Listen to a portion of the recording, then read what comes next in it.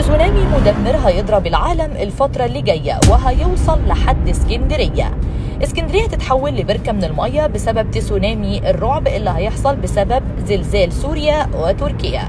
بعد الزلزال المدمر اللي ضرب سوريا وتركيا الاثنين اللي فات 6 فبراير 2023، انتشرت تحذيرات كثيرة من احتمالية حدوث موجات تسونامي لدول حوض البحر المتوسط.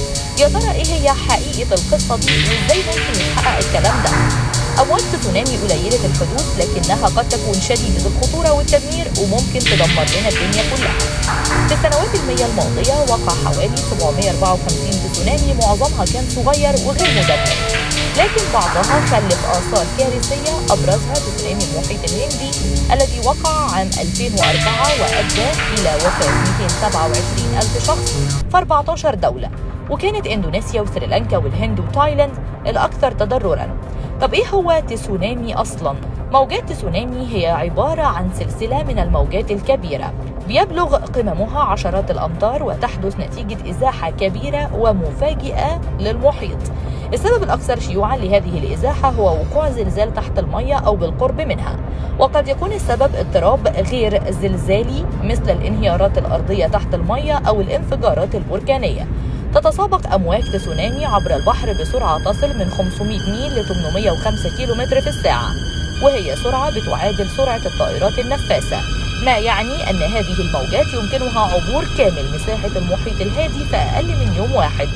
تفقد موجات تسونامي القليل جدا من الطاقة أثناء حركتها بسبب ارتفاعها الكبير، لذلك تكون مدمرة للغاية لو ضربت شواطئ مأهولة، وتتسبب في حدوث فيضانات ساحلية خطيرة وتيارات قوية يمكن أن تستمر لعدة ساعات أو أيام. طب هو احنا نقدر نتنبأ بتسونامي؟ لا يستطيع العلماء التنبؤ متى وأين سيضرب تسونامي القادم، لكن مراكز التحذير من تسونامي تعرف الزلازل التي من المحتمل أن تولد موجات تسونامي، ويمكنها إصدار رسائل تحذيرية عندما يعتقدون أن حدوث تسونامي ممكن. بمجرد اكتشاف تسونامي يمكن التنبؤ بارتفاع الأمواج وأوقاتها ووصولها وموقع وكميات الفيضانات والمدة التي سيستمر فيها. في بعض الحالات عندما يكون مصدر تسونامي قريب من الساحل قد لا يكون هناك وقت لمراكز التحذير لإصدار التنبؤات مفصلة لجميع المناطق الساحلية المعرضة للخطر. طب ازاي نعرف ان تسونامي جاي في الطريق؟ هناك طريقتان لتحذيرك من حدوث تسونامي قادم: تحذير رسمي من السلطات الرسمية وتحذير من الطبيعة.